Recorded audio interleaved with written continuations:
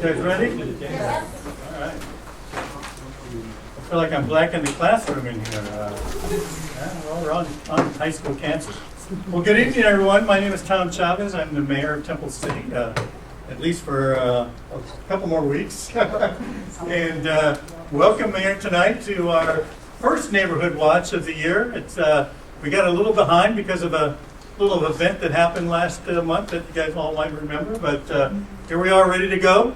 So thank you for coming, and I see a lot of familiar faces, I see a lot of new faces. So whether you've been here before or not, we've got a lot of great information as we always do, and of course this year we're going to add some more things to the program. So if you've been here before, hopefully you'll learn some more stuff tonight, and the food's just about ready. I think we're probably going to dismiss everyone to get some food, and then we'll start the program. Before I do that, though, I want to introduce one of my fellow council members, William Mann, who's here tonight. William, you want to say hi to everyone? Yeah, go ahead. Hi, good evening, everyone. I'm William Mann, one of your city council members. And since this is our first meeting of the year, I too want to extend a welcome to everyone. We're all here for two reasons. One is the tacos, but two, more importantly, is we care about the safety of Temple City and where we live. So the fact that you're here is very encouraging because it shows all of us that you're interested, you're curious, you want to learn more. But the conversation about public safety is a two-way street. So we also want to hear from you. So especially those of you who have attended before, even if you are new, let us know what you liked about it and maybe topics that you want to learn more about. That's how we've evolved this program over the years, is to make it relevant and important to all residents. So again, thank you. Enjoy the food and enjoy the program. Thank you, William.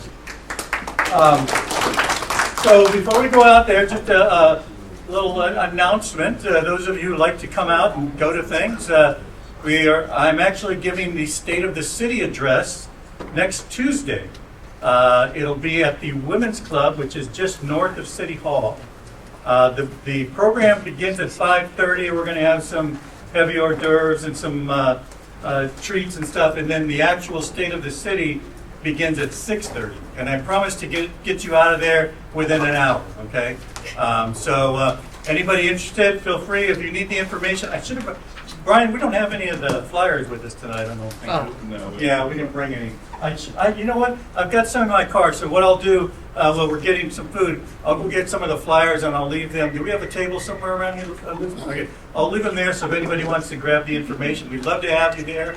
And you can hear about all the great things that have been happening in the past year here in Temple City.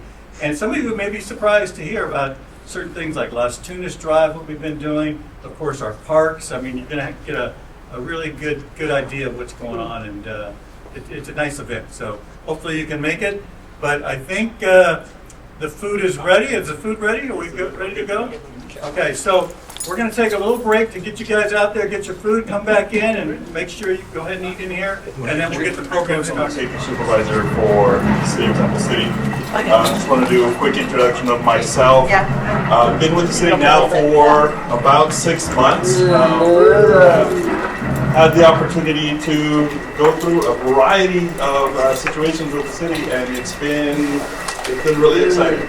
So really happy to be here. Really happy to be able to share my knowledge, my experience with this community. I have 20 years experience working in public safety. I spent my time in the city of La Mirada as a public safety supervisor with them. I work really close with Mohawk Sheriff Station on that side, and I'm super excited to be here working with the Temple Sheriff Station and our deputies and our community here to help bring things, address the needs of the community as they come up. We've got Deputy Bowie with us, Deputy Lamb. We're going to just jump into the presentation. If you guys have any questions or anything that comes up as we move forward, feel free. We are going to have a bit of a Q&A at the end, so if you want to wait until the end, we might be able to answer some questions as we move forward with the presentation.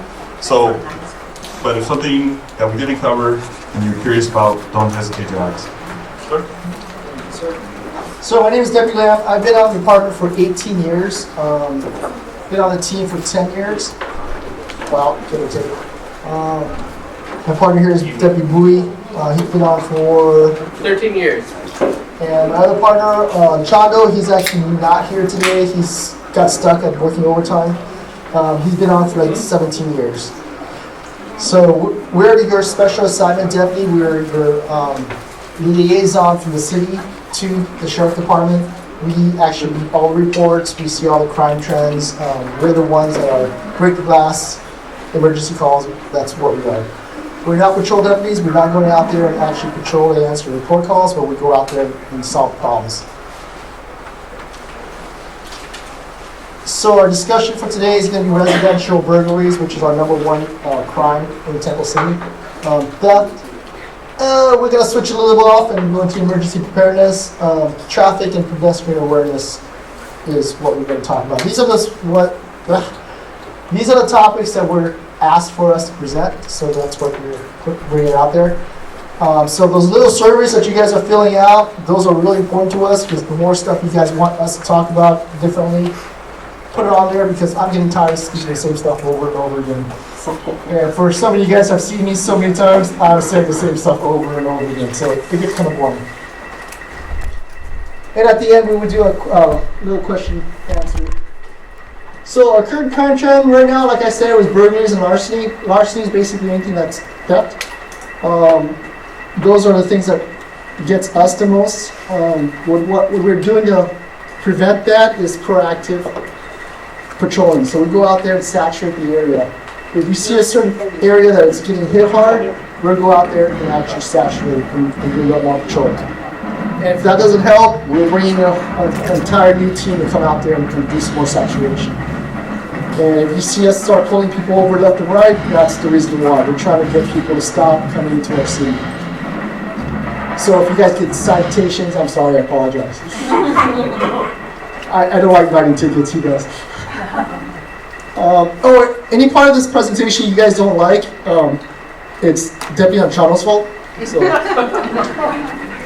But if you like the presentation, Deputy Bowie and myself are here. And Jerry loves that because he actually takes this all the time. And he's good at editing all my little bad words.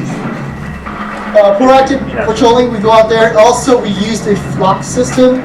If you guys follow us through the presentation, it's a lot easier because I can't read that. So from this far, so if you guys follow through our presentation, it's a lot easier. We use our flock system out there. So if there's a situation out there, there's 10 cameras? 10 cameras right now out in the whole entire city. It captures license plates, tells us there's a stolen vehicle, records the license plate of the vehicle. If you see something of a vehicle, get a good description of the vehicle, license plate, it helps us track it down. Additional units deployed by the city. The city actually gave us a lot of overtime, so that not only did I work 40 plus hours in my regular job, they give us extra hours for us to go out there and do some more saturation. So if you notice Deputy Bowie and myself, we're actually, our eyes are getting smaller and smaller because we're getting really tired. It's not because we're Asian. Got that joke? I have bad jokes, guys. I'm sorry. I apologize. We do a joint operation with the other SEO teams. Sometimes we just need more help. So we'll ask the guys from South Amani, Gordy, Rosie to come out, saturate their area, and then we'll move out to their area to help them out. So we'll help each other out. That's what we have. Every city, Knoxville City in our station has different teams. Every team is a little different volumes. So when we have a major crime that's happened that we see a team that we're trying to get, instead of calling other units in, we help each other out. So if one city has one, we'll come over and we'll step up and we'll go to their city for a day and help them out with their team. So like when sometimes you'll see us, you might see every block might have a deputy. That's one day that we have a saturation where we have statistics that says, hey, this is kind of the prime day that's kind of high. So we'll ask all the teams together to come out that one time, because you have to remember, we're taking away from someone else to come out and help us. Again, it costs a lot. So we try to do that to be cost efficient because it doesn't cost us overtime. So we all help each other out from the city. So that's why when you have the sheriff's department, you have one of the greatest stations that can help you out, because when you call for help, you can have 20 to 30 deputies here within 10 minutes. And within our teams, we can have that volume. That's why you have that volume. And that's what the team put together. And these cars are not like report cars, they're actually bomber cars. What we call bombers is like you go out there and you don't get any calls, we just start tracking people, trying to find people, trying to find bad guys. We also use our detective bureau and all the specialized units. We have major crimes that comes out to help us out when we have a situation that's just out of control. Which Temple City, we don't have that much out of control, so we're good. We also have the volunteers on patrol. These guys are residents, or civilians, I should say.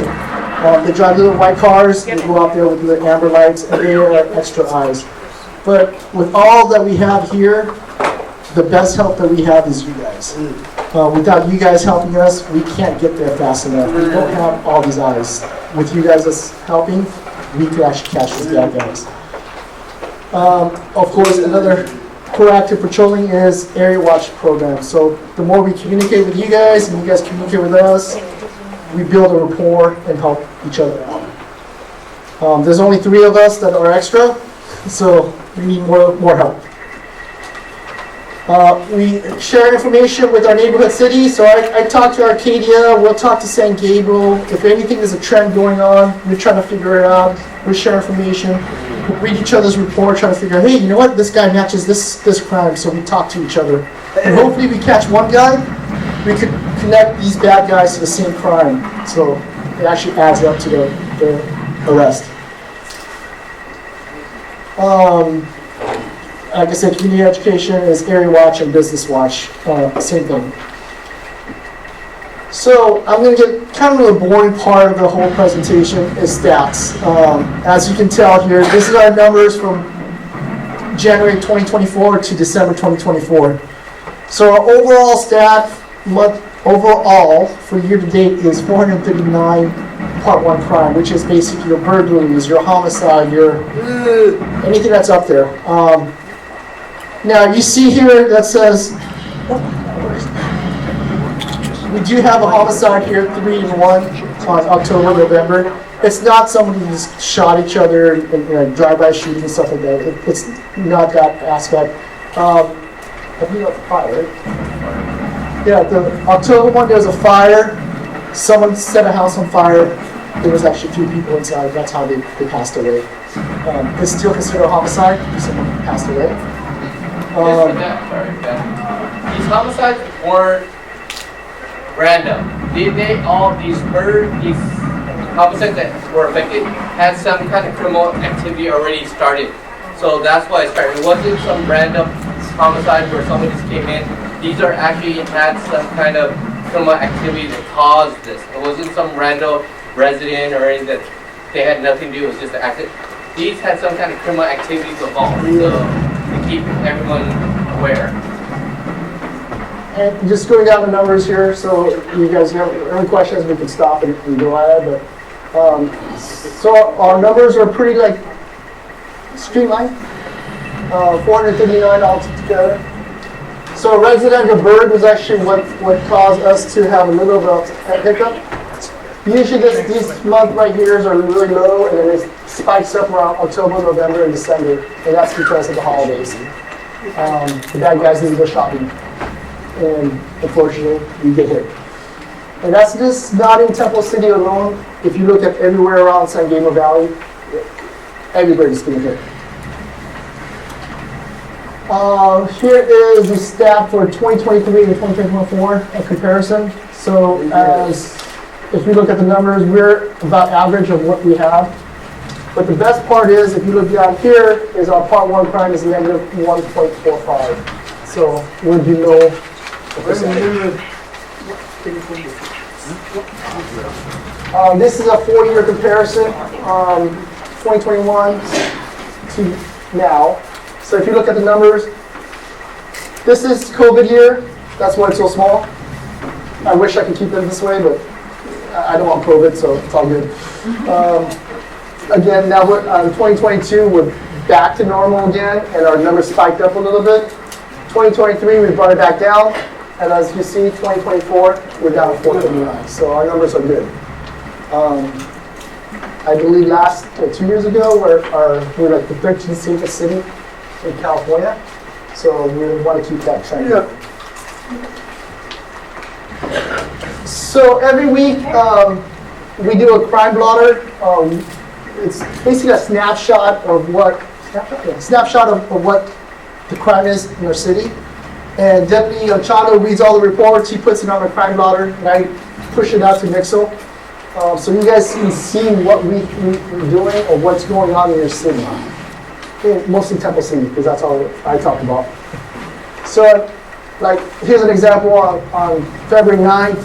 Deputy arrested a Hispanic male for residential burglary, which occurred at 4:30 p.m. inside Linden Lane complex. We'll do a little description of what's going on, what happened, and if there's an arrest or whatnot. Kind of information sharing for you guys. If you guys don't receive the crime blotter, I believe where Lucy signs you guys in, I will send you guys emails and whatnot through the mixer. Or they're on the city's website. And they're on the city website, thank you. And that is every week. So that's every week from Sunday through Saturday. Yeah. But there's going to be like a week lag because obviously you guys are compiling it and then we publish it the week after. And sometimes I'm either doing so much things I forget about it, and Lucy yells at me and makes fun of me, and I remember to push it all out. So if you go to our website here. I have a question. Is this under 9:15 no jail time is out already, right?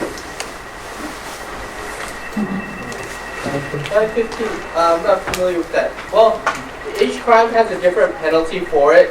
No, I think that when Paris was speaking, and that's for grand theft. That's considered grand theft and petty theft. Once it becomes 950, it's considered grand theft. Anything below that is still petty. There's a different perspective that don't think of it as amount of money. If it's petty theft to grand theft, they're getting charged for it. It just depends on how the DA files it. But it's considered a felony or a misdemeanor. That's the only difference of the crime. but didn't we vote and that it's out? Yeah. So they will be in jail? Well, that's going to be Prop 36 that just repealed, so we're going to work on it, and you'll see it on the next couple slides where we'll explain that a little different.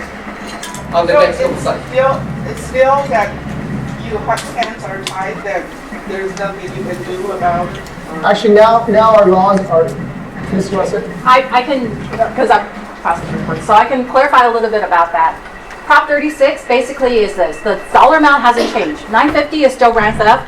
Above 950, grand theft. Below 950, petty theft. But the difference is if you have two priors. If you have two prior convictions, then that third arrest makes it a third strike. It's a modified third strike, and then that becomes a felony. And the DA, our new DA, that I hope a lot of us voted for, because I did, he is actually prosecuting cases. Our former DA rejected a lot of cases. Until we were arresting people, they turn around, they're released. Now they're actually prosecuting cases, drug cases, vandalism cases, trespassing cases. Things that were not being prosecuted are now being prosecuted. So that's what you're thinking of. The dollar amount hasn't changed, but if they have priors, they're now being held for arraignment and charged with a felony. So will we expect to see the crime rate drop? Yes. We will see? We hope so. We hope so. That's the hope. That's our goal. Because I thought we won in that, election, finally turned what Harris did Well, yes, before. because- But then recently I see a lot of my neighborhood got robbed and broken in. So I'm really, Well, that's burglary still. That's different. different. That's different. that's a different thing. Right. Crime. That's a different crime. You're thinking of grand theft, like stealing stuff. Like, let's say Your iPhone. If I stole your phone right now, that'd be grand theft. But when you break into a home, it's a felony burglary. Two different crimes. I see. Okay? yeah. So if you have your phone right here, if someone takes it, that's over $900 easy, $950. That's grand theft. Now you have a cheap phone that's only like $400. It's petty theft. So we'll see less, like, people walk into a shop and just. Well, we walk hope out so, with man. stuff. It's just something that just started, so it takes a little bit to catch up. Because you have to remember, law enforcement, it takes a long time to catch up. because these new laws state that they have to be convicted of a crime first for that second one to make it a different crime. So like Lucy was saying that a petty theft, if I sold 2 times $450, now it has to have a conviction come right with it. So then now the third one makes it become a felony. So now the time is a little different. So that's why it's going to take its time to get there. Because the criminals have to get used to, oh shoot, I'm getting arrested, I'm getting filed on. Because remember, once a crime happens, it takes almost a year before that whole conviction or the whole process gets even done, even longer. So that's why it's going to take some time to get to that point, but we are doing our part. We've never stopped doing our part of arresting them for every one of those crimes. So do you have any record about, I see that in the neighborhood, people steal the package, like deliver a See, package. you have to understand that, we need the community's help. Yeah. When you see it, what kind of description can you help me investigate this? Because you see these crimes, I'm sorry, we're going to try and get this real quick, so we're trying to finish this at the end so we can have single one time. These thefts, if you can help us find something to do, it's just like, hey, someone came up to my driveway, took my package and left. And you asked me to come do a report. I don't have anything to follow up on. You kind of see what I mean? I see all kinds of media on the neighbor. That's great. You see the video, but we Neighbor don't. store. Yeah, but Yeah, we don't. it doesn't give us any investigation to go further. It's just, hey, a lady that looked, a ninja came to my front door, took a package and left. Well, please, I apologize because you always see them covered up. And they And even have so- car license plate. No, license plate helps because we can see like Deputy Lam was talking about the flock. If we have a license plate to go with the car, we enter that car and we can track that car now.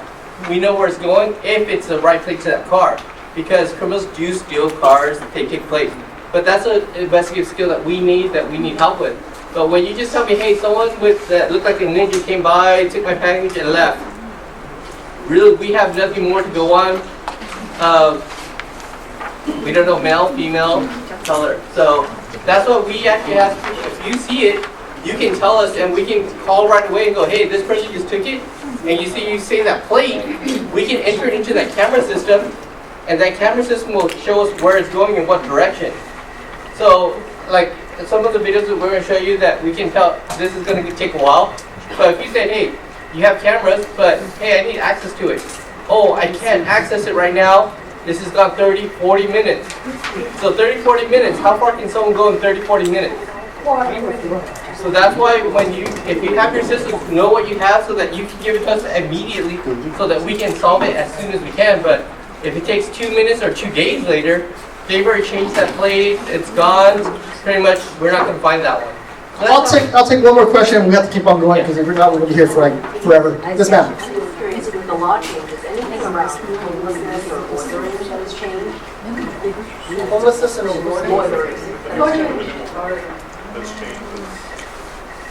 nothing with that aspect, but we do have.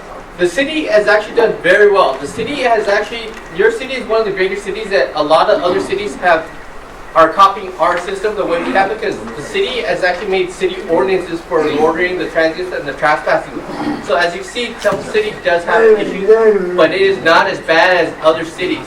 Right now, the city is prosecuting all these traffic because the city pays for their own attorney to prosecute all these city codes that we violate for the trespassing, the loitering, and they are actually getting charged for it. But remember, these aren't violent crimes, so they're not getting high penalties for it. But the city is making a difference. That's why you don't see a lot of them in our city, if you notice. Yes, every city has a few, but some of our regulars that haven't left, and we're working on it. So it is making a difference what the city has done with our ordinance. And you should be proud that your city is the one that kind of started it.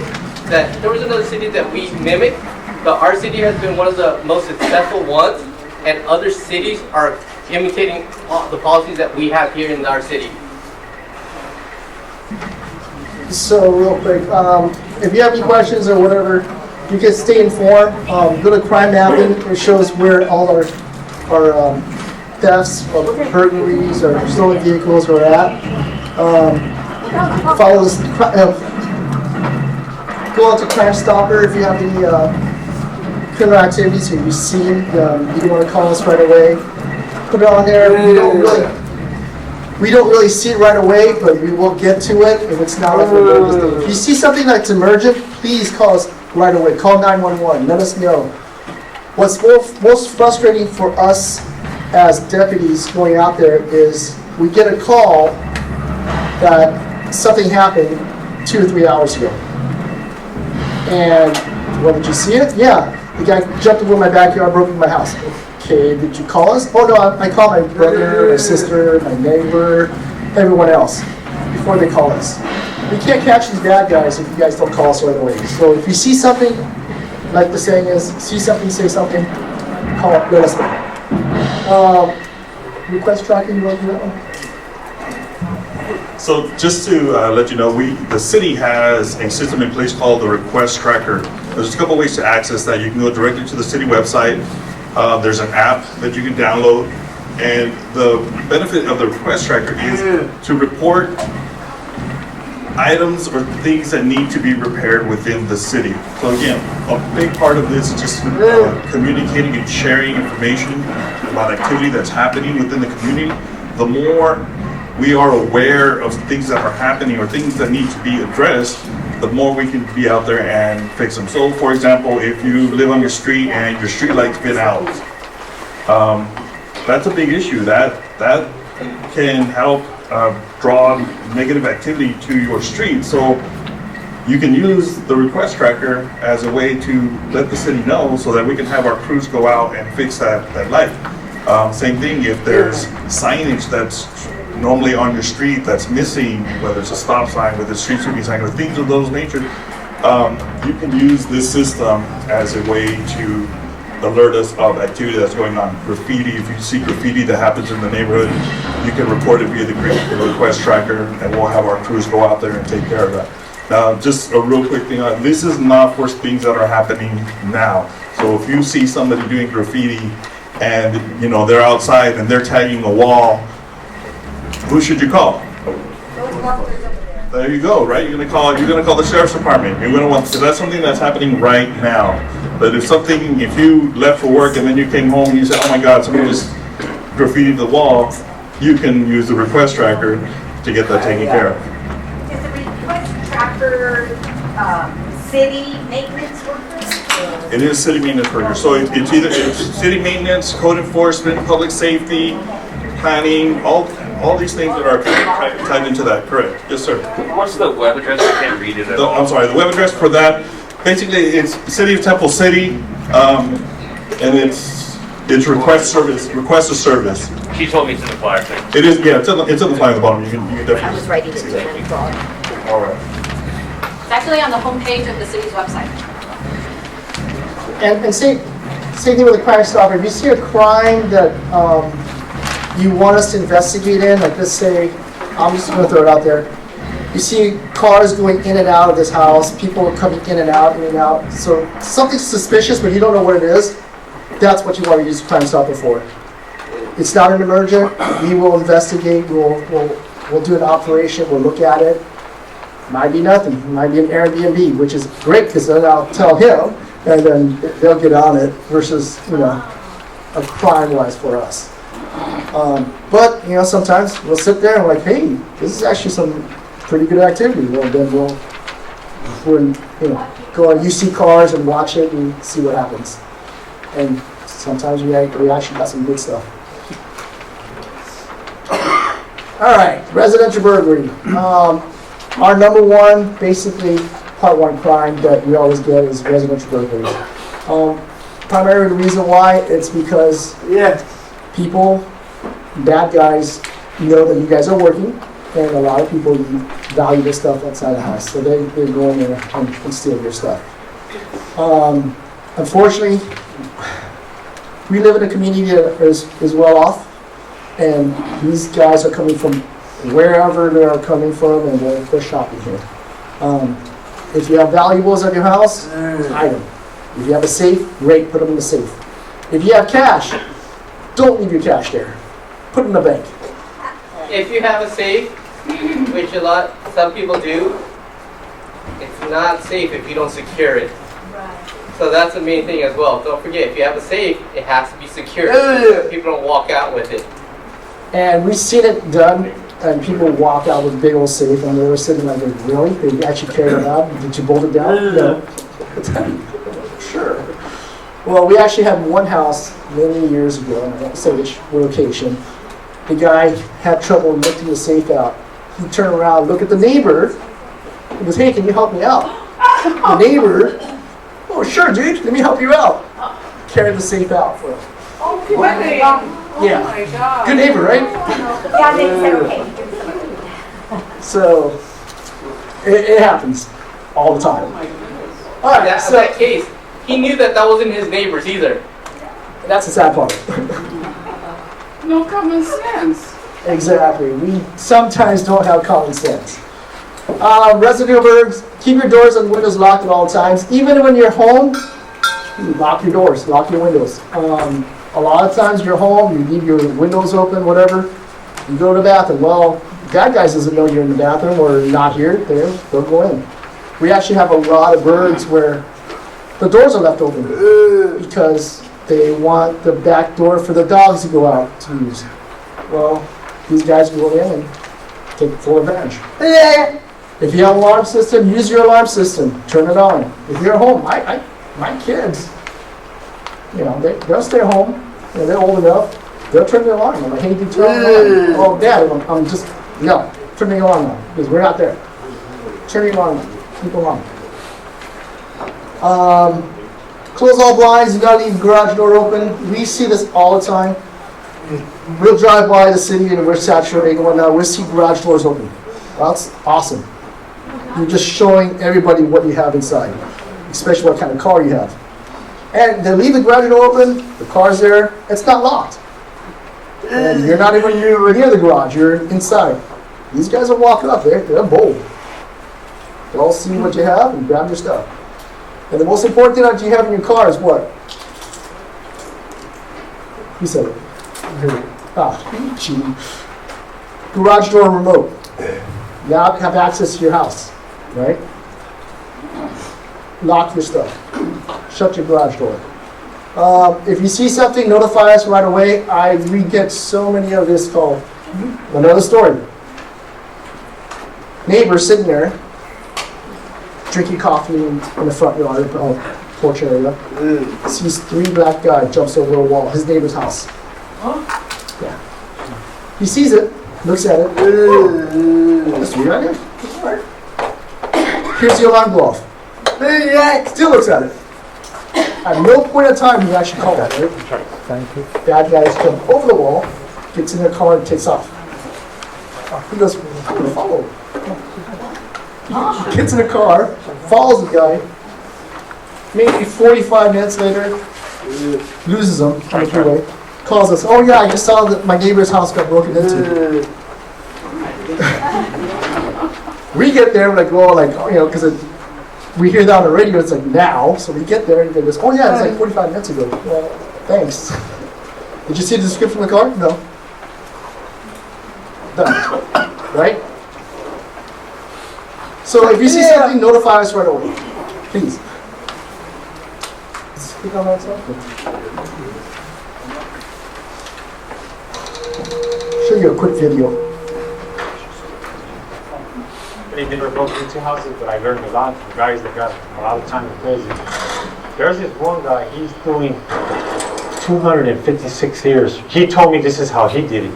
He'd drive in a van, he'd put company signs on there, like carpet company, moving company, signs on the van, have them made with, magnets or whatever. He'll even go rent a U-Haul and go scope out the neighborhood. One of his easiest thing was sometimes he saw repeat.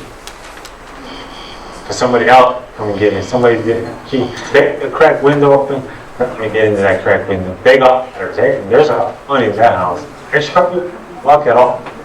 Okay. Well, sorry, technical difficulties. So, in this one, this guy actually describes all the activities that he learned from being in jail. Being in jail and prison is a great way for them to communicate with each other and teach each other stuff. So, trades of the job, I guess.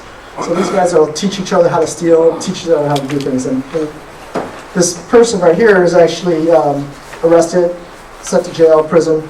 And to do his good deed for his life is he's trying to teach us what he learned. Because he's now reformed, pleasing God. He's trying to be good with society. And about 6 months later, he got arrested again for burglary. So hey, free will. Don't open doors for strangers. A lot of guys will knock on their door trying to get you to come out and talk to them. What they're trying to do is basically roost you. Talk to you real quick, get you distracted. His partner is running in the back and you're breaking into your house. Or sometimes they're just really bold and they're trying to rob you right then and there. So don't open the doors. Keep your door shut. Talk to them through the door. If you have a Ring camera or doorbell camera or anything like that, use that. If you're not home, use your Ring camera and tell them, hey, you know what? I'm in the back right now. I'm sick, whatever. Don't open the door. Acknowledge strangers. Yeah, I already said that. Again, do not keep any cash. If you do, hide it. Like I said, I keep my kids. Stop posting stuff online. This is the fun part. We love social media. We love Facebook. We love Instagram. We tell people where we're at all times. Hey, I'm at Disneyland. Hey, I'm in Hawaii. Hey, I'm in whatever. And now the bad guys can track you down, find out where you live, because they're smart. And they'll go to your house and rob your house, or burglarize your house. So don't put anything on social media. Take your vacation, take your pictures. When you come back, put it on social media. Now you're good. And on that social media, remember, it looks like we're all adults here, right? But remember your kids. If your kids, guess what your kids are going to do? They're going to tell all their friends. And all their friends are going to go, oh, this person's gone, this person's gone. Remember, we don't know who they hang out with or their friends who hang out. So it may not be the adults that are doing it, but remember, your kids are actually putting it on social media even worse. So, if they know who you are, they're going to know you're gone. And they're going to find out where you live, and they'll break into your home. So our next one, if you become a victim, it happens. Ensure you have proper documentation of all your stuff. Let's say your rings, what kind of ring you have, diamond ring, how many carats, receipts, anything like that. If you have a Rolex watch, I don't have a Rolex watch. I couldn't tell you how much it costs. Have receipts, serial numbers, anything like that, document it, so that when we get there, it's easier for us to report it, especially when you guys claim for insurance. Hint, hint. Because jewelry, mostly take photos. Have good photos because your jewelry is very unique. And if you go, hey, one gold ring, really, how many gold rings does everyone have? But it has your initials on the inside. It has the gold. It has a white diamond, this many carats with a lettering or something. Be specific and take photos so that we know, because that's specific. So if they find it, they can bring it back to you. Because if you're going to say you have one diamond ring, gold ring, it doesn't really help. But if you have photos and they find it, they will return it to you if they do locate it.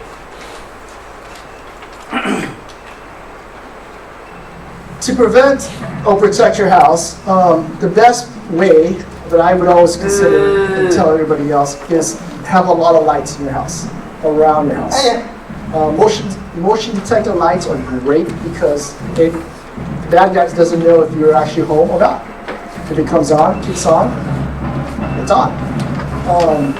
The worst is, you guys can drive down Temple City and some houses are just pitch black. Well, if you can't see it, I can't see it. The bad guys are loving it. So be as bright as possible.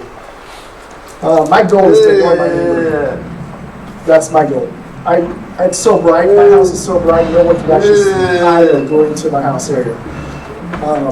Surveillance camera, those are great. It helps us out, it helps you guys out. But what's frustrating for us is y'all don't know how to use it. When we get there, we ask, hey, can I see your surveillance camera? I don't know how to use it. Really? We have to sit there and wait for someone, brother to come in and show us what they have. So it's very frustrating. So when we do it, it just don't work. Oh yeah, that's another one thing. All these cameras around. I mean, hey, that's a great shot of where this guy just got in. And they're like, oh yeah, that's a fake camera.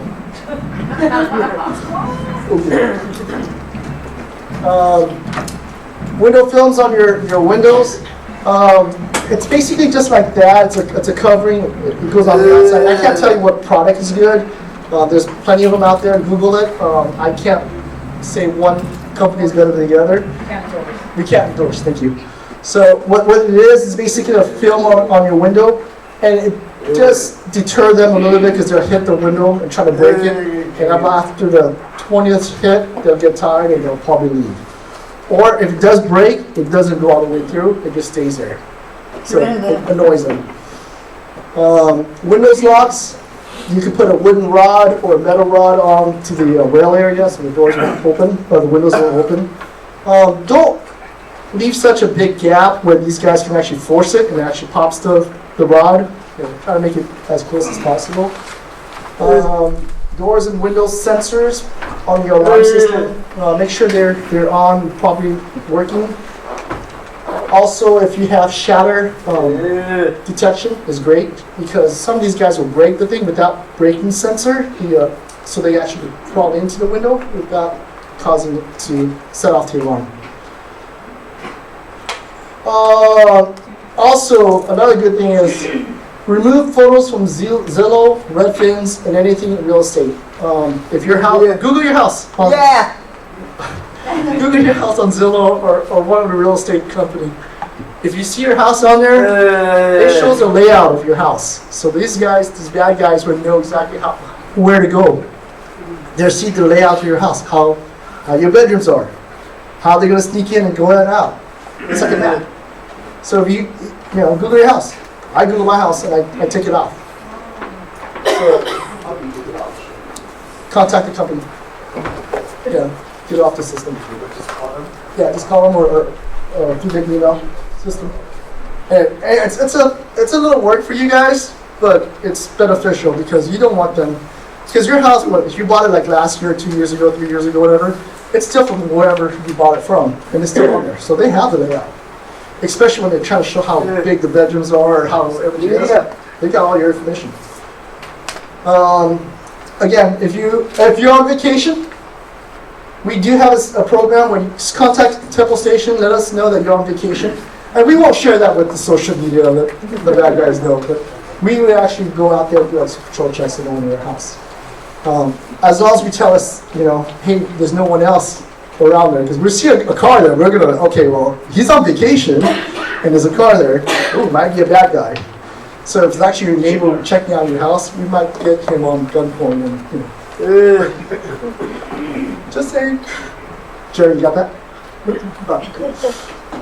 Other resources, you can contact, any questions at all, you can contact the Sheriff Department on our local line. The business line is 285-7171.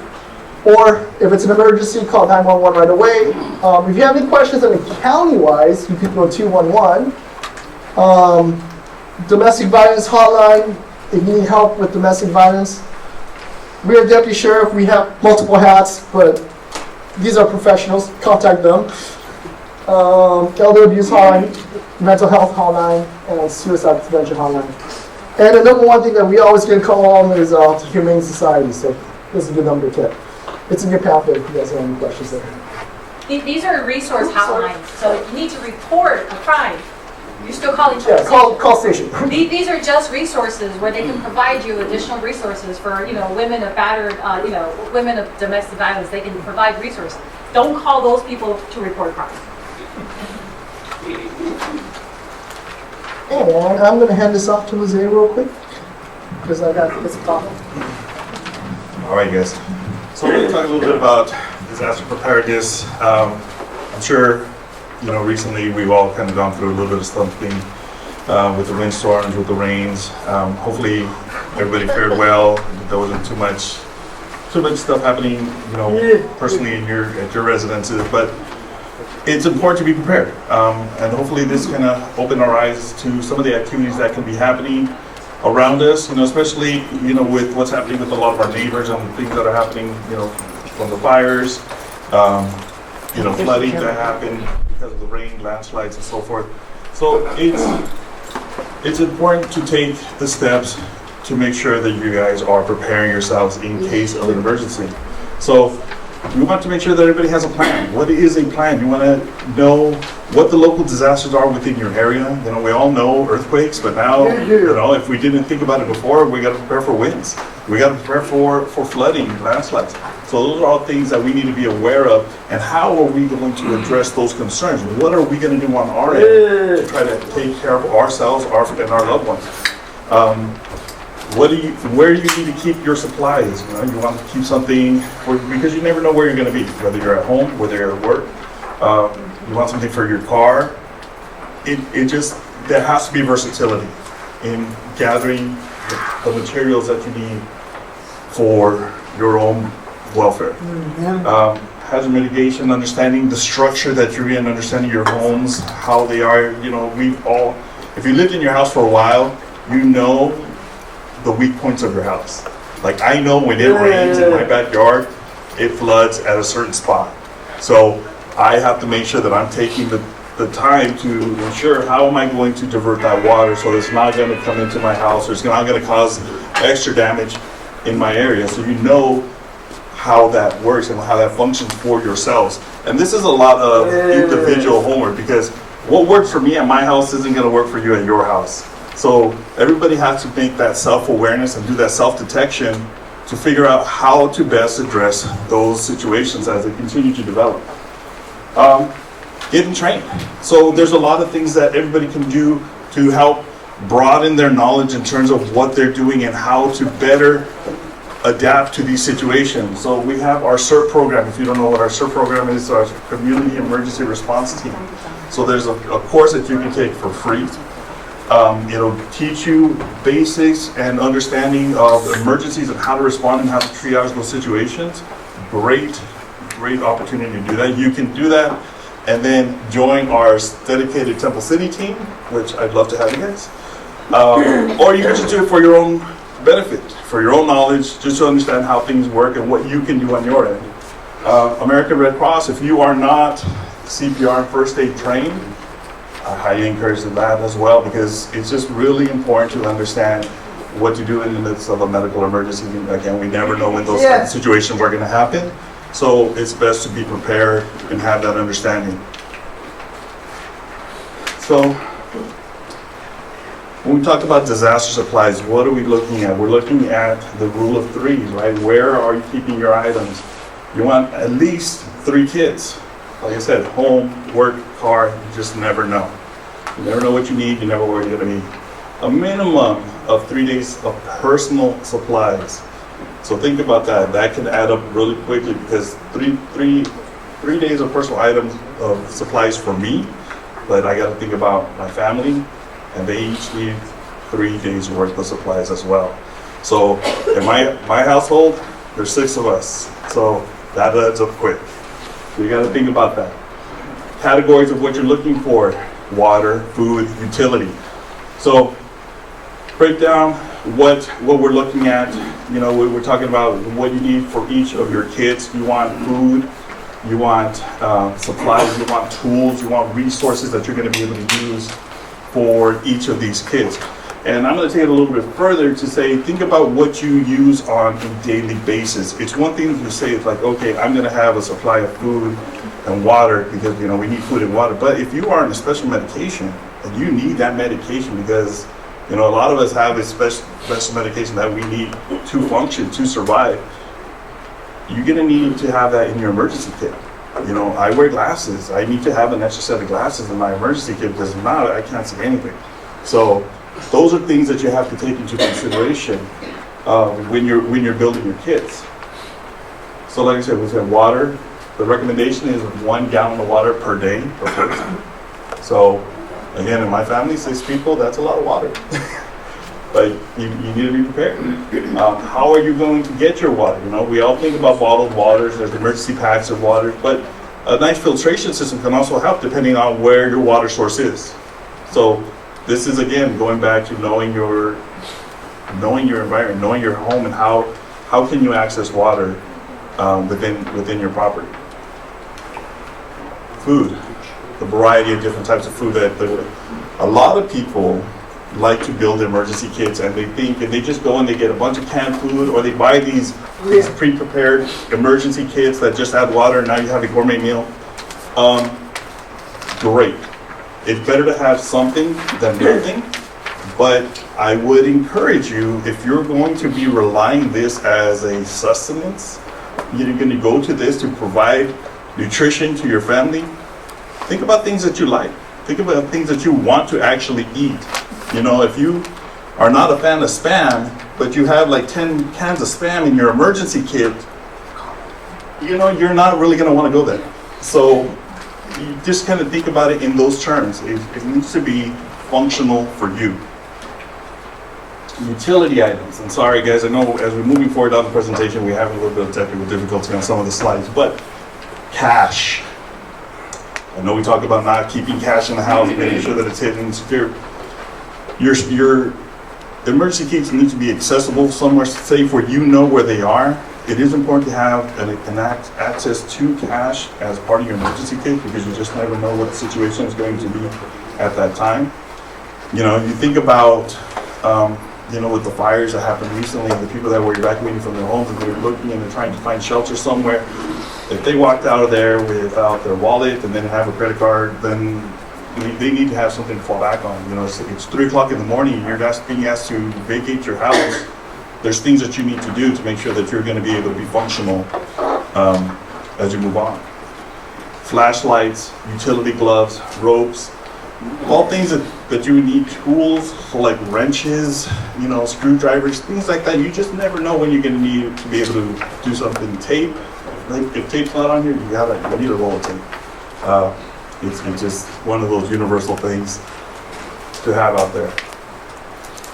So when it comes to emergencies, there's a variety of ways that we use to bring that information out to you. If you're not already on there, Alert TC is the way that we disseminate information about activities that are happening within our community. And it's a notification system that we use to do that. So if you haven't already registered with that, you guys have that information in your handouts. And anytime you can text that number and you'll be automatically signed up for our system. So anytime that there's an emergency message that goes out within our community, we'll push that out and we'll give you guys updates in terms of what's happening. You know, if there's something that we needed to evacuate or relocate people into certain areas, we'll designate certain spots so that you can know where the resources are and how we can help you in those situations. So definitely, if you don't have that already, please, it's a good system. And again, resources. I don't claim to be an expert, but these are the experts and they have more information to build kits. Ready.gov, I really do like them. They have a lot of great tips in terms of how to bid personal kits, car kits, and so forth. The Red Cross, Great Shakeout, the FEMA, Cal OES, those are all emergency resources that we're using locally that can help just give us more information in terms of activities that are happening around us and or how to prepare. So there we are. So we're now going to jump into vehicle burglaries. Sir. Regarding cash, it's better to have small bills. Great point, yes. You know, if you're walking around with a bunch of hundreds, that's not really going to help you. No, because that's what it's going to cost you for a bottle of water. Absolutely. Great point, Jerry. Sorry about that. Yes. I was wondering about disaster. Like recently we had windstorm, and I noticed that a lot of city trees are really entangled with all this wiring. So I wonder, does city have any plan to maybe, I know you have a schedule, but because of this climate change, do you have any plan to maybe shorten the duration or do something? Well, we have a great just urban forest team that goes out and inspects all our trees throughout the city on a regular basis. And any tree that has any potential threat, they do their best to trim it back. The goal is to try to maintain our urban forest as much as possible. But if there's a tree within the community that needs attention, they will step up and they will address it to the best they can. If there's unfortunately not a way to save that tree, then they will take that down. And at any given point, if there's a tree that you notice within the community that is questionable on your end, you can always call City Hall. You can always use a request tracker, bring it to our attention, and they'll go out there and they'll do an inspection on that tree. Again, the goal is to kind of keep the trees free from all power lines and so forth. But it just depends on how where the tree is, how it grows, and what we need to do in order to correct it. Also about the fire, we have this terrible fire, and two things I noticed that one is there's no water for firefighters to use, and another one is there's no forest management, no fire break lane created. There's no management at all. So within Temple City, or are we no, talking about? I'm talking about. I mean, it's not too far from Temple City. I mean, right, and then that's at the point where we're even notified to pack up and leave. But I was just wondering. I don't. This may be other city related, but I just wonder if there is any plan, change of plan. I can't say for certain. I can't speak for what another city is going to be doing and how they're going to be managing their operations. But I would strongly believe that based on the circumstances that they're dealing with right now, there's going to be a lot of corrective action on the backside. But that's going to be an individual decision based city to city in terms of how they choose to address that. The fire stations throughout are going to come out with recommendations in order to help make those improvements. So it's very unfortunate that it took something of this caliber to kind of open people's eyes. But I can rest assured that there's going to be a lot of change because of that. All right, you guys. So we're going to move on to burglaries. Okay, everyone, I'm going to go by pretty quick because I know it seems like there's a lot of questions, so I'm going to go through this pretty quickly. So, vehicle burgs is considered, two elements must be present: forced entry to a vehicle and the intent to commit a theft or felony. So, right now, you didn't see the slide before, it didn't show it, I'll show it later. But for Temple City, we had 47 last year of vehicle burgs. The number is going to spike. I want you to understand that there's going to be a spike, and then petty theft is going to go down. Because with that new Prop 36, any vehicle burglary now is going to be considered a felony. So you're going to see one go up and one go down. So that's how it's going to work. Again, we don't know how they're going to charge it, but what law enforcement does, we always do the higher statute and let the court system do their thing. So that's what's going to happen. So you're going to see that balance later in our presentations, or how you see the stats go up. What about the catalytic converter thing? We'll talk about that later in follow-up questions, but we're going to try and finish this slide. So that's what's going to happen, and you're going to see in future presentations or the monthly reports and everything, you're going to see that difference in the crime level, because you're going to see one go higher. It doesn't mean that it was a lot more vehicle burgs. It's just that because of petty theft, we're going to consider now a theft vehicle burglary. So that's why it's going to spike it up. You'll see that spike and maybe see the petty theft go down. So just be aware. Okay, this is going to be a video of pretty everyday simple things that we do every day that you're going to see. This used to get into your car. Sometimes they have easier time of it. They just look for vehicles. This guy finds it. Well, I'll give it a quick. Remember, vehicle burglaries are a crime of opportunity. So if you want to become the victim, I'm going to put it on everyone here. You're going to be the victim. It's your responsibility. Again, I hate to be harsh, but we've had this presentation many times and you see the numbers keep on going up. If you leave it for someone to see, they will take it. This crime happens in seconds. 10 seconds, your window's broken and your car is taken. All the property you leave. Oh, I'm just going into Starbucks to get my drink, in and out. These criminals win the lottery every time. Someone just went to the bank, took some money out, left the purse or the money thing inside their car. I'm going to be at Starbucks, in and out. Someone sees it, they walk by, break the window, and it's gone. You're at the gas station, especially for women. When you're at the gas station, where's your purse? In the car. So what do? They drive by, they don't see you holding anything, They drive by to your car, they look out, they see the purse in the front passenger seat, right? Break it, they're gone. You can't even call 911 fast enough before they're gone. So for vehicle burglary and stuff, don't become a victim. Do not become a victim. I've never seen a vehicle get broken into that had nothing inside of it. There's always something that they're going to take. Our Asian community, some of us are older, some of us have grandparents and everything.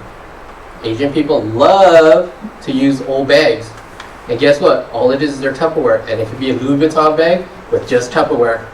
And guess what? We all laugh, right? And I applaud you. It's going to be a joke, but it's very true. And guess what these guys do? Oh, Louis Vuitton bag, any kind of handbag. They're going to break the window for Tupperware, but they don't care. Because sometimes they will hit the lottery and get your purse, your cameras, your laptop, everything that you had in there. These criminals are that fast. So my portion, don't become a victim. If you want to become a victim, don't come crying and say, oh, they took my stuff and find it for me. They found it. They're gone within 10 seconds. If any of you can open your phone up and call 911 in 5 seconds, you're pretty fast.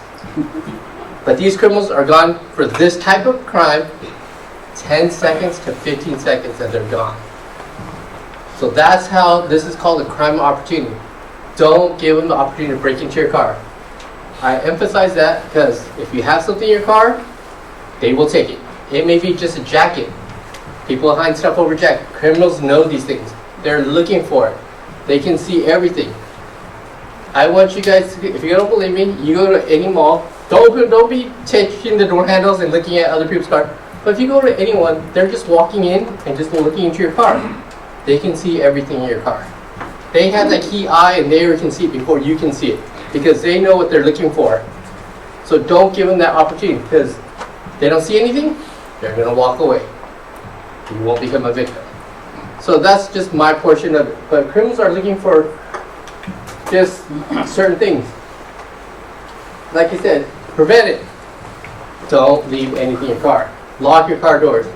Again, we say lock cars, but now the laws change. But you do not know how many times we get calls. It's in my driveway. I don't have to lock my door. It's in my driveway. It's in the gate. These criminals, if any of you look down your street, I want you to go home tonight and do a favor. And if you come up next time, how fast are you going down the street at any given time? And this is in the middle of the night. We'll say everyone obeys the speed limit today, right? And we're all going 25 miles an hour. See down a driveway. You're not going to pay attention to every little thing. You can't see it. Because guess what's they're going to see first? Headlights to a car. They can see that down the block, correct? So what do? All they have to do is just duck into the park area. And who's going to see them? Nobody. And they're the ones that are walking around the middle of the night on bikes, checking door handles, going up to your driveway, and they find the lottery. They find an open door. It's always that way, every night. So make sure your cars are locked. Set your alarms to your car. It's not like the cars back in the 80s and 90s where, a car goes by and it just goes off. These cars are just going off all over the place. You laugh because it's true. But newer cars these days don't have that system. That system, when they break the window, the alarm will not go off. It doesn't have a shatter one like the old days where if you shake the car too hard, the alarms will go off. The newer alarms are only if the door handles are open. As you can see, they only break the windshield and grab what they have. And if the door is open, which they check first, they'll just go inside and take everything inside. And the alarm's going to go off. But if they know if they see something, all they have to do is shatter the window and take the package or whatever, crawl in and crawl out. Because they know if the door opens, the alarm will go off. So that's just a key thing for you to remember. Don't leave anything visible. I mean, a jacket, anything, even your sunglasses or anything. Keep it like if it was not your car, like you're going to a dealer to buy a car today, that's how the car should look every day when you leave the car. Because they will not break into a car. I've never read a report where a car got broken into that had nothing inside of it. So that's a key thing for you guys. Again, don't try to cover it up, hide it, put a jacket over it. Criminals know. Criminals know. Another thing tonight, I know some of you guys have tint on your car, right? It's dark, you can't see inside, right?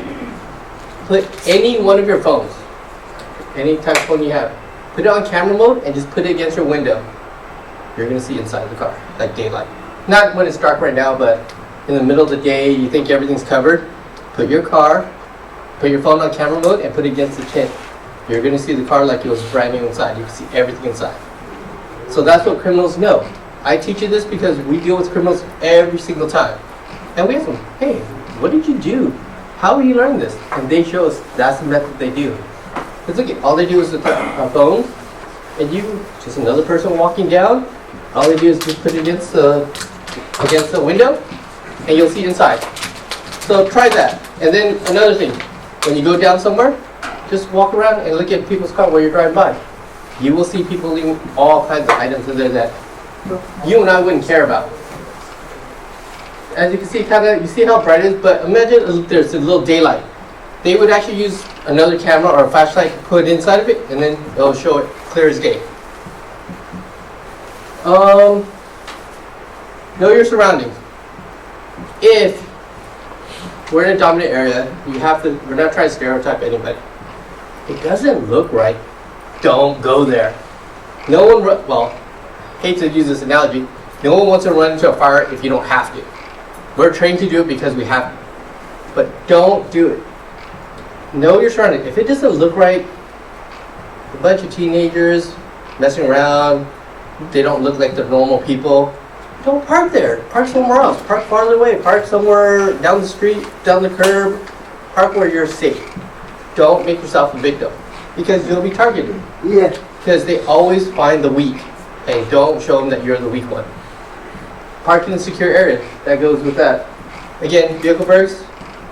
All of us have homes. All of us have garages. But no cars in the garage. Now we all laugh, right? Because what's in our garage? All our stuff. But we secure all that stuff, but we don't secure our vehicles. So as a hint, I wanted to show you that we're very passionate about what we do. So I don't want any of you to become a victim. So don't leave your stuff inside. I believe that's going to be the end of my portion for vehicle burgs. So my next portion is because I'm a traffic guy. You do not want to see me. I will give everyone a ticket, and I have no problem saying you're getting a ticket. I don't care what it is, you will get a ticket. As you notice, we've had a lot of issues in the city with speeding and stuff like that. A few days ago, we had our Traffic Services Bureau. The city actually paid for it. So the city paid overtime we had 5 motors out here, I think it was Tuesday. I don't know if anyone noticed them. Did anyone notice them on Tuesday? 61 traffic tickets. 61 traffic tickets. And they were just going that quick. Remember, they were here for 8 hours, but the way traffic works is that they have to do everything. Every ticket takes about 20 minutes per one ticket. Not the ticket portion. It's all the paperwork we have to do for every ticket. It's not one simple ticket, oh, here it is. We actually have to log it. It's a lot of paperwork. We have to do multiple paperwork after time. So once they do all their tickets, they have to sit there and write their tickets, all these reports that we have to do for each single one. So it takes a lot of time. That's why no one likes to try and give out tickets, because it's a lot more work just for one simple ticket. So this is something to do about traffic awareness. We're going to talk about AB 413 daylight laws and e-bike regulations. So we're going to go through that pretty quickly. So if I pulled you guys over, 90% of the time I will not give you a ticket unless you're really, really nice to me. So we're going to talk about, I'm not going to read it directly because we all know what distracted drivers, right? And I guarantee you every single one of us are guilty of it. Hate to say it, but we're on our cell phones, we're talking on the phone, even though we're on the wireless phone, it's still distracted. We have so many things going on that we, on the cell phone, sending text message, updating your phones, adjusting your GPS, eating, driving, applying makeup, which, ladies, is always every morning. Taking photos of other drivers. When you see an accident, you're just, again, we laugh, but it is the honest truth. And you cause more accidents because you're slowing down. People don't notice that. People are aware. Are any of you motorcycle drivers here? Anyone? No. As a motorcycle, you have to be aware of everyone around you, and that's not even good sometimes. Motorcycles always have to be aware. When we're driving, we're not aware. We crash a lot. Every traffic accident in an intersection is the most funny. I mean, it's tragic that there's an accident. But guess what everyone tells me? Yeah. I had a green light. For some reason, it's a miracle, but every single traffic light in a traffic intersection, everyone had a green light that time. And that's how distracted you are. I saw it a while ago. I took down, or you're on your phone. Distracted drivers. Don't become one of those statistics. Next one we're going to go into is AB 413, daylight law. Was it January 1st? Is now that. If you look at your pamphlet, you can see the image better. Yeah, I think it's in the next one. Oh, it didn't come up. So that image is that every right turn, remember, it's only right turns. So just think about your right hand side. Between the curb, before it gets to the curb, or that limit line that you see, you have to be 20 feet away. There's no cars that should be parked within that 20 feet on your right hand side. So every time you take a right, it's going to be a curve, correct? So look at the illustration. Between 20 feet, you cannot be in that intersection. It will be a violation. Okay, so that's a new law that's going into effect. It's to protect pedestrians in the crosswalk. Even in residential areas? Yes. It's everywhere, everywhere. It may be in red, it may be not in red, but because of that law, it doesn't have to be a red zone. It has to be 20 feet. And just to give you how much 20 feet, about one car length. One small sedan would be considered about 16 to 18 feet. Is that behind you guys in Awesome Hallway? That is not, remember, law enforcement, we would, if we had the time, we would. That would be something that we hopefully have our parking enforcement do and stuff, because as you can see, we're busy handling crime calls and everything else. Yes, we will come, but is that going to be more important than someone fighting right now, someone's getting their house broken into and stuff like that? You have to remember, we'll go do it, but it'll be a less priority on our list. Although we can call you and then you come by to take them a picture. Yes, Okay. definitely.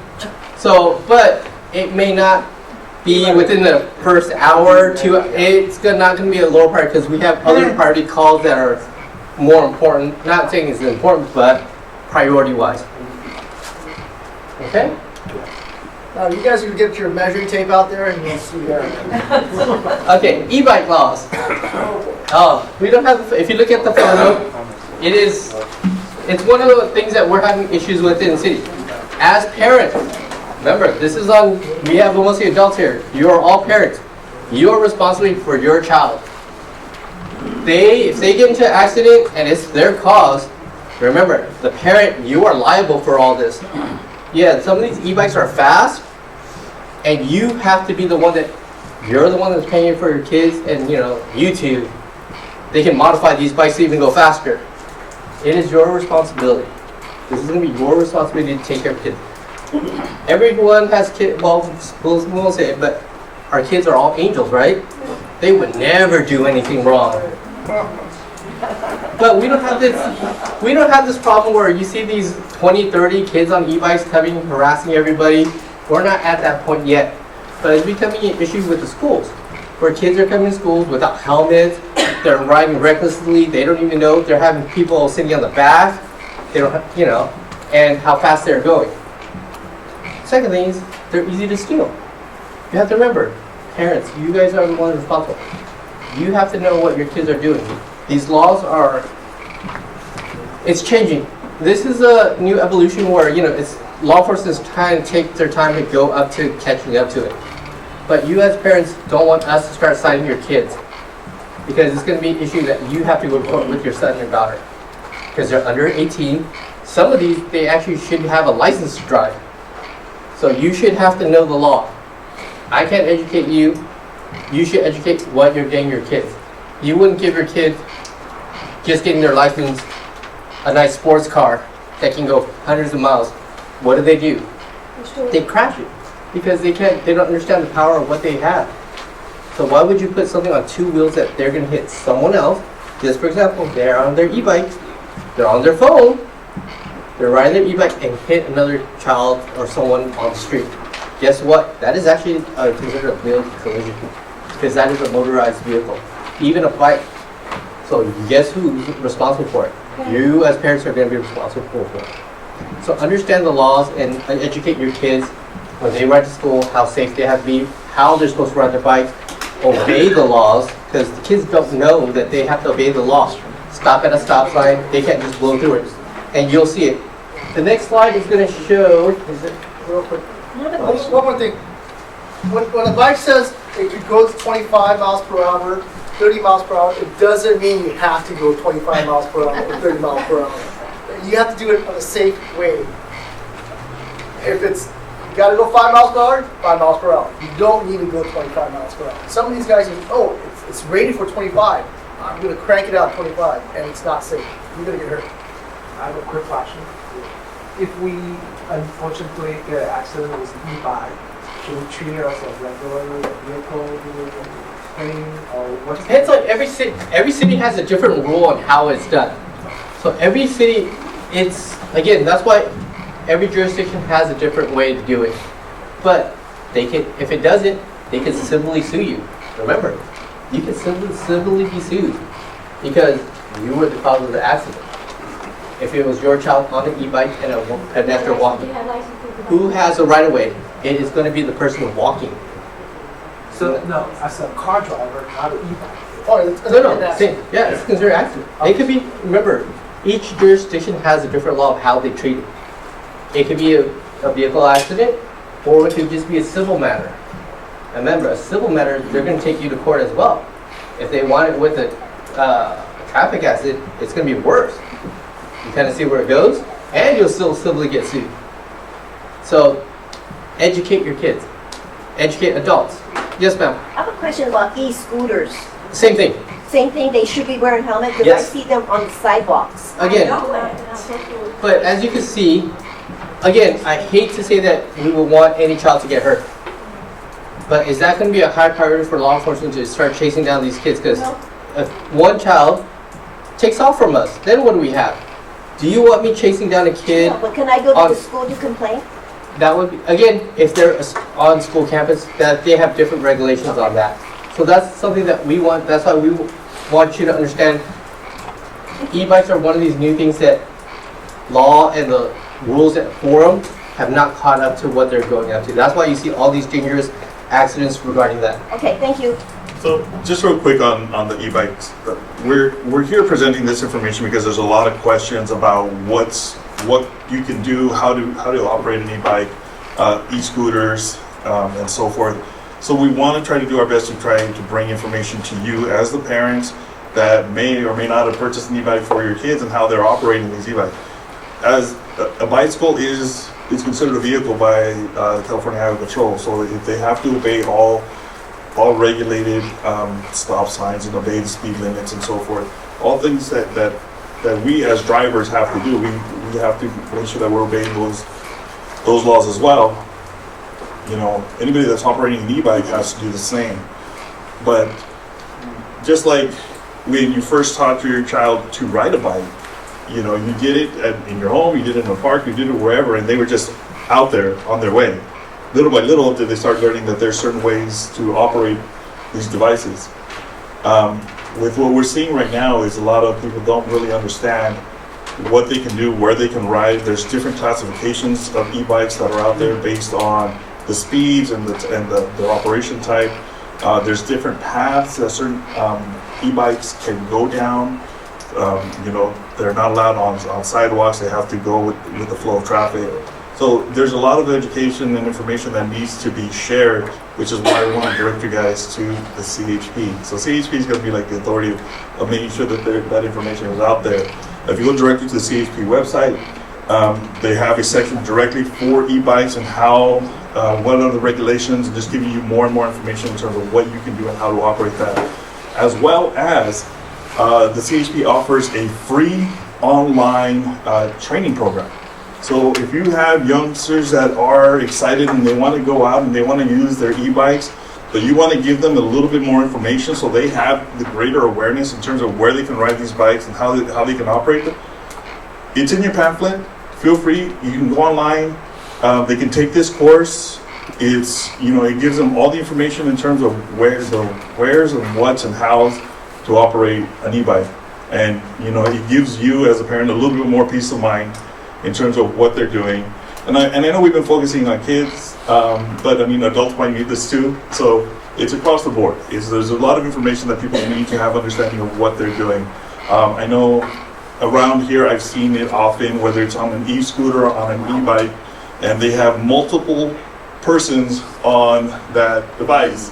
They're not allowed to have tandem riders. You can't double up onto the seat. It's not like it was before where, you know, you had pegs on the back of your bicycle and your buddy would jump on the back and you go riding. It's not like that. Because of the speed that these bikes can generate, it becomes very dangerous. So, like I said, there's a lot of information that people need to have an understanding of how to operate these. So we want to make sure that people have somewhere to go to be able to answer those questions. And I believe this is going to end our presentation. So if you have any additional questions, you can ask. We'll be here individually for you guys as well. But the presentation is over. But thank you for coming tonight. Okay. Everybody was given a survey. Please fill those out, and I'm going to come around and give you a raffle ticket for the survey that you filled out.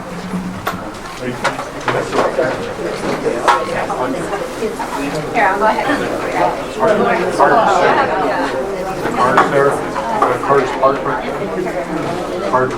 It's hard to see.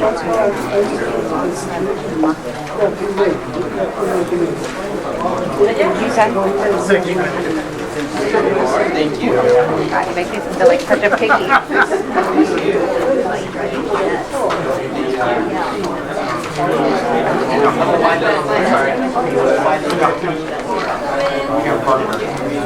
Quint just left. This gear is about 32 to 38 pounds. Those are 2 lanes. So that's why we all... Oh, I need to go. I'm just too lazy. Can you do me a favor, please? Thank you, sir. But you couldn't park within 20 feet.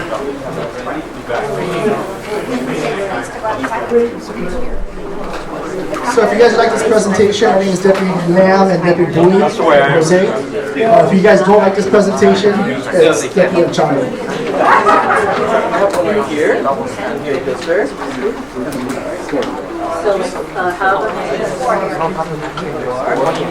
I trust everyone, so I'm going to get one for her.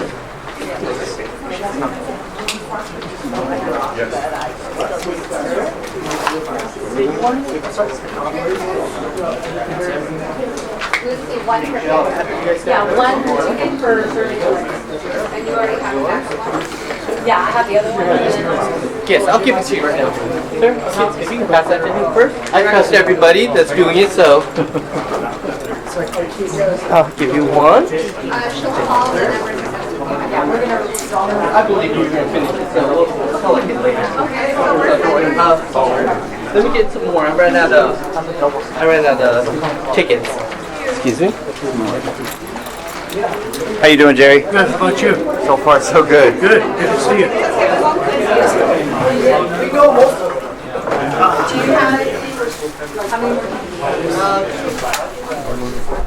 Has everybody turned in your survey?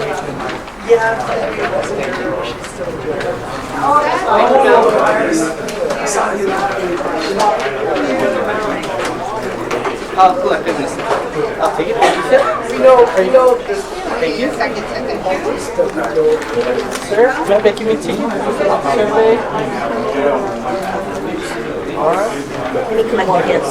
Oh, thank you, ma'am. Can I give you a ticket? No, but I'll take it. Here you go. I'll get you a ticket. I'll get you a ticket. Can I get your pen? I only have one. Can I have one more ticket? How many? 2? Did anybody else have your pen? Ticket's right there.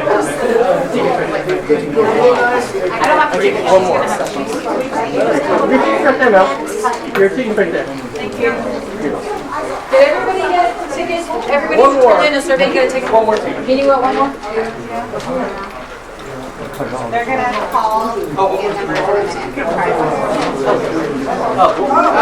later. Seriously?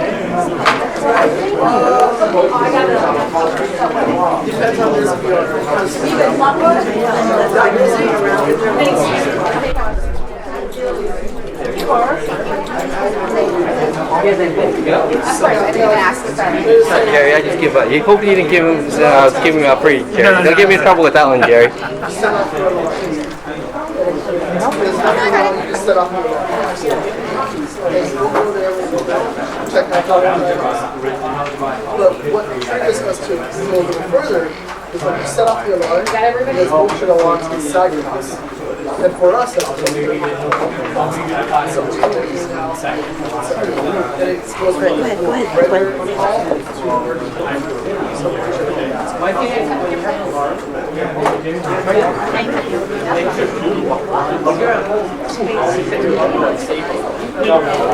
Did we get everybody's survey? What if you fall asleep?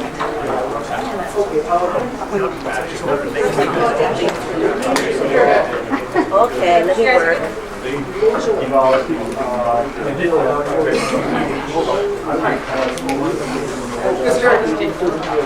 Yes. Yes. It's twofold. It's because you give us if something does happen. I'll come to you more. I just wanted to make an announcement. Oh, okay. Always have to see something. Great. All right, we're gonna.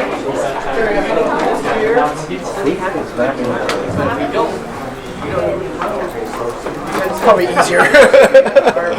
We'll get everyone's attention. Folks, there were several good videos that you were not able to see tonight. If you care to go to TempleCityPhotos.com, go to the year 2024, go to September 19th, you can see all the videos there. Thank you, Jerry.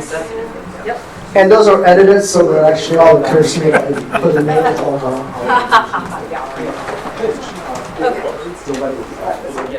My name is David. I've been in and out of prison for the last 22 years, breaking into cars and stealing. I've broken into at least 50 to 100,000, and it's like that quick. Count to 5, I'm already gone. That's how fast it happens.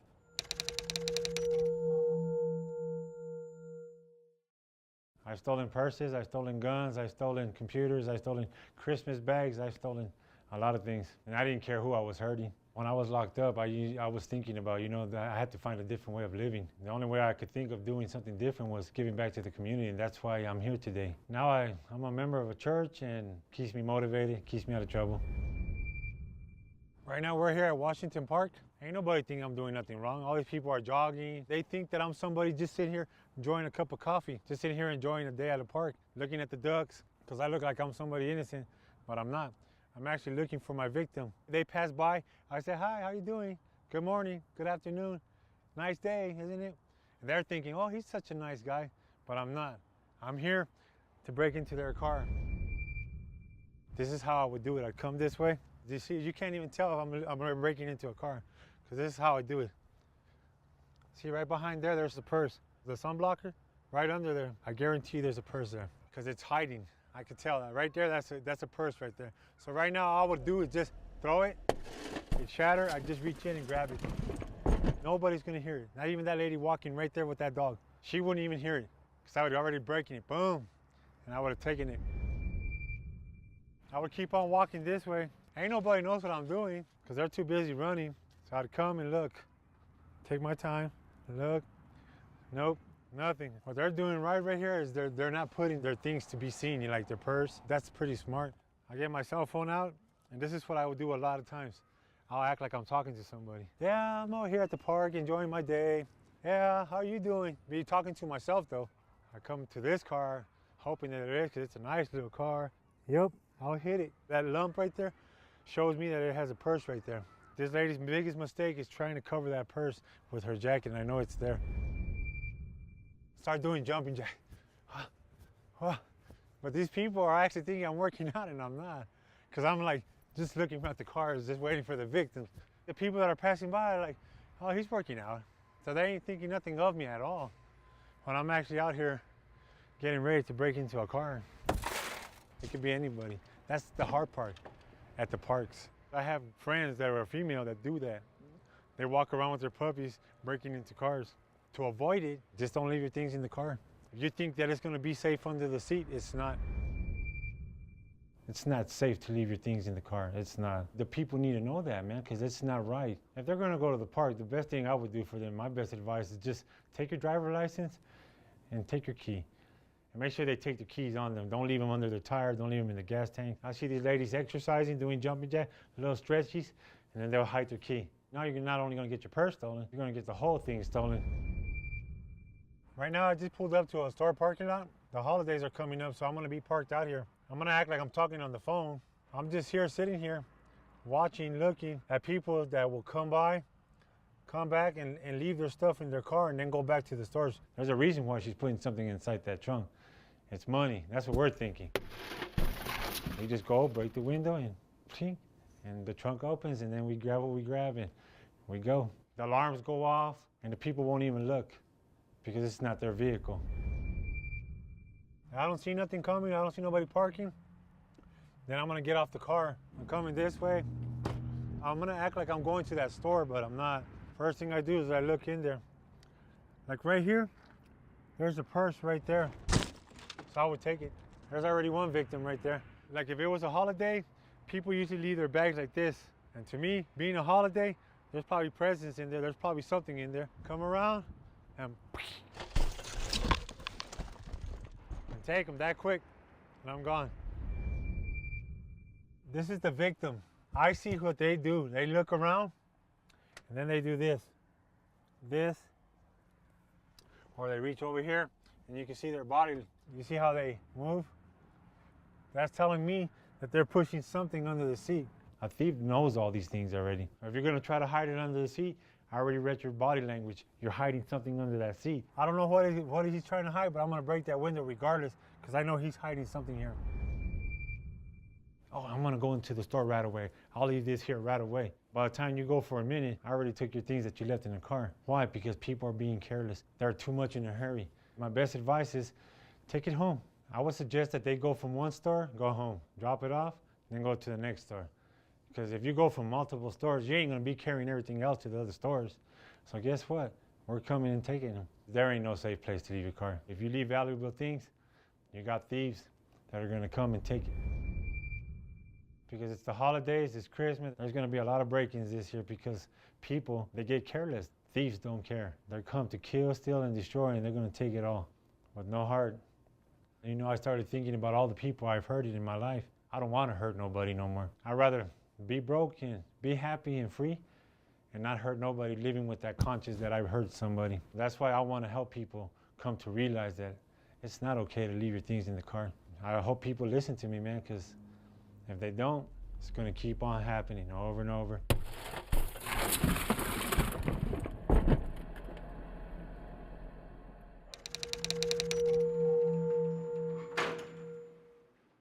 I really never broke into houses, but I learned a lot from guys that got a lot of time in prison.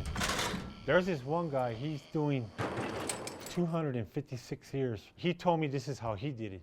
He'd drive in a van, he put company signs on there, like carpet company, moving company, signs on the van, have them made with, magnets or whatever. They'll even go rent a U-Haul and go scope out the neighborhood. One of his easiest thing was sometimes he saw where people left their house key, because somebody else had to come and get in. Somebody didn't have a key. They see a cracked window open, they're going to get into that cracked window. They got ladders. Hey, there's a lot of money in that house. Make sure all your windows are locked at all times. Don't be leaving your garage open and letting people see the inside of it. Like if you're outside doing your yard, don't leave your garage door open. I know you feel comfortable, you're at your house, you can, I'm out right here in the yard, but you're giving the opportunity to a thief to see what you got inside your house, to see where your door is at. You're gonna see a company van thinking it's a company van or a U-Haul, and it's not. It's thieves looking at your house. Yeah, this is the one we're gonna hit. One thing you gotta be careful with, you gotta be careful who you're hiring to come to your house, to fix your plumbing, to do your carpet work, to do anything. The guy that you're hiring might have some help that's a thief.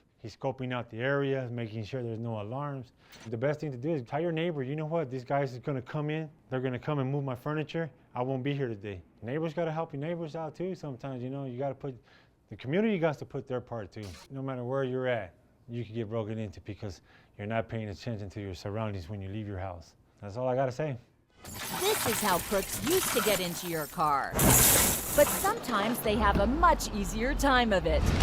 They just look for vehicles left unlocked. This guy finds an unlocked car right in the driveway. Nothing inside worth stealing, but then he grabs the electronic garage door opener, giving him easy access to the house. And there he goes with 2 bikes. And sometimes even the police forget to lock up. This guy got into an unlocked cruiser and gets away with a rifle. He was later caught. I lock my car everywhere. To find out how bad the problem is, I spent a day with the Mount Pleasant Police Department in New York State, along with Inside Edition security consultant Steve Cardian. First stop, a shopping center. And look what we found. Door after door left unlocked. Another unlocked car. Easy pickings for any thief. What size shoe do you wear? Wait a minute, I see some sunglasses in there. Is that a glass case? Yeah, that's my wife's glasses. Oh, your wife's glasses. Yep. How do they look? They look marvelous. All right, goodbye. They all say the same thing. I was only in the store for 5 minutes. That's the common answer we get. And it's more of an embarrassment that they have let something so simple possibly ruin their day. You could look inside on the seat. There's a wallet. What? Looks like car keys to this car. Oh my God.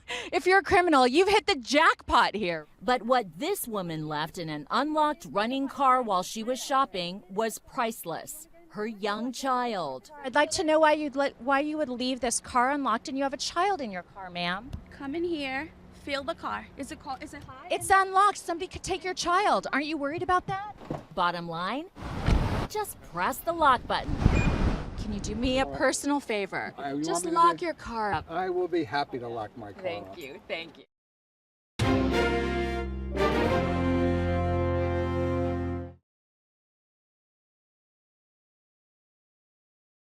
A morning that began like any other turned tragic today when an employee opened fire on his supervisor and fellow coworkers.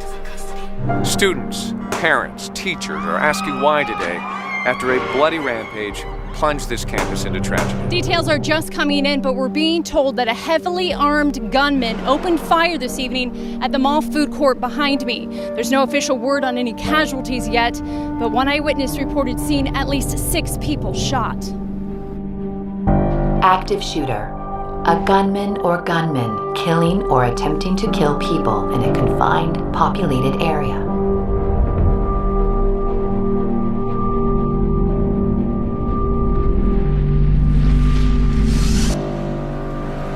You gotta get some sleep. You're looking like a vampire. You sleep. You ain't got no babies at home keeping you up.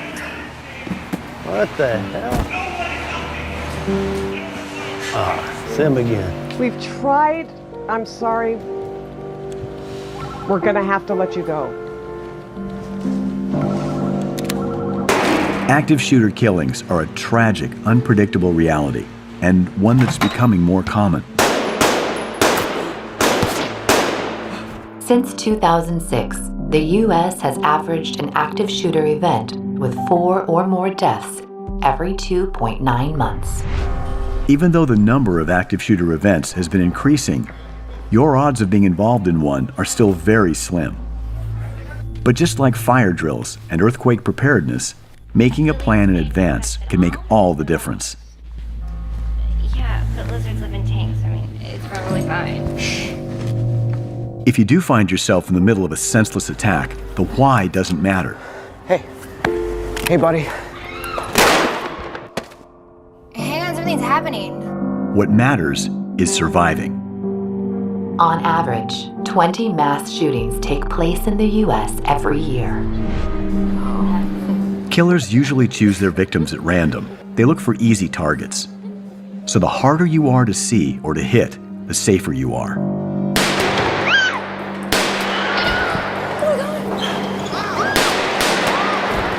When an attack starts, if you can find a way out of the location, do so.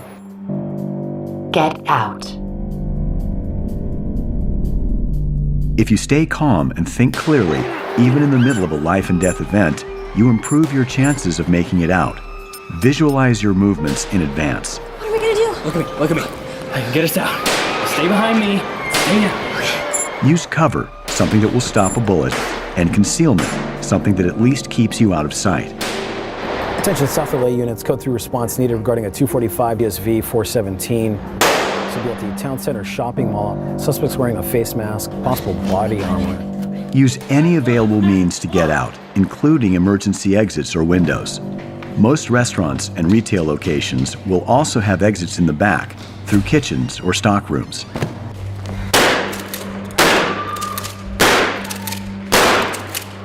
Even in the best cases, police are minutes, not seconds away. You must take action to protect yourself.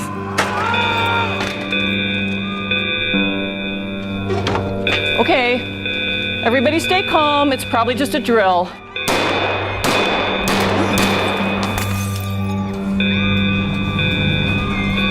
No, go back, go back. Oh my God, come here.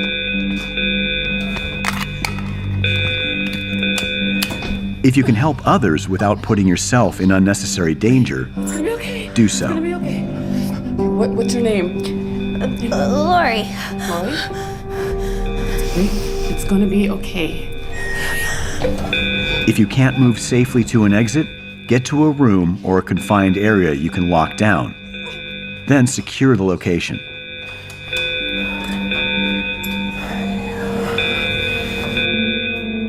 Secure your location.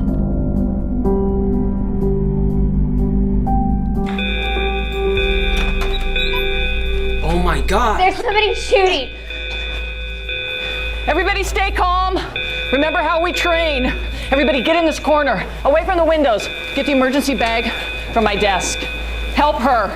Drywall won't stop a bullet, but there are steps to take to stay safe. Lock or barricade the doors, turn off the lights, move away from any windows, and silence your cell phone. The other door doesn't lock. Move desks or anything, just block it. A modern emergency bag can include a first aid kit, gloves, emergency plans for the building, and casualty cards to alert first responders to any wounded victims.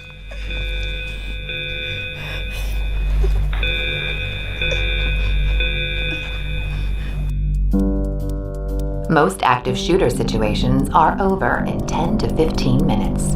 Attention Lakeway units, code 3 is needed, red 245 GSV 417. It's going to be at Alexandria College. Multiple victims down. Law enforcement's first responsibility when entering an active shooter situation is to stop the suspect, not to render aid to the victims. Medical teams will enter the scene as soon as the suspect is no longer a threat or is confirmed in another location. Silence any cell phones and remain quiet. Do not alert the shooter to your presence.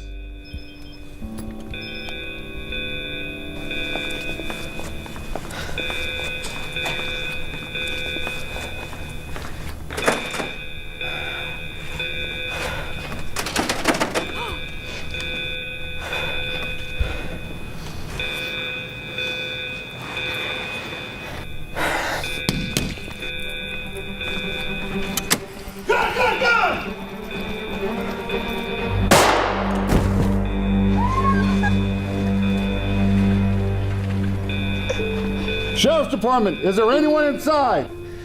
Red card.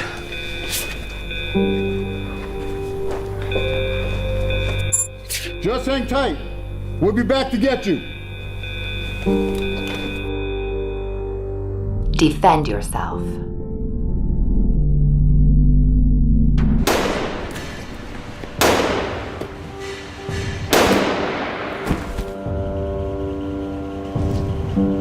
If you cannot escape the location and you can't shelter in place, you may have to defend yourself as a last resort.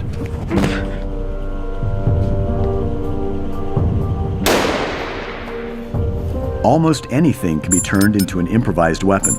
Look for something that can disrupt the shooter's ability to see, breathe, or control their weapon.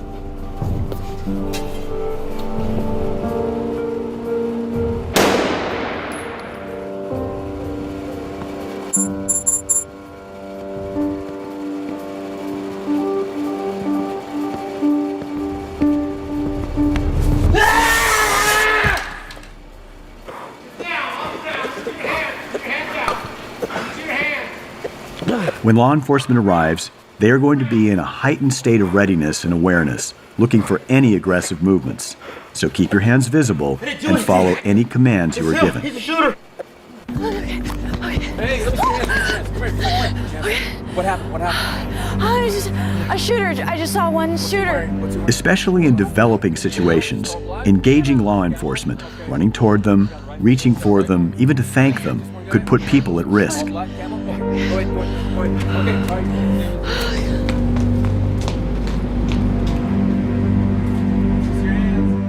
Surviving an active shooter.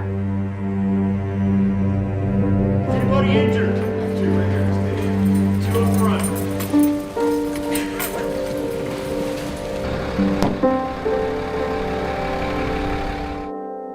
For more information, Thank you. Seriously. visit activeshooter.lasd.org.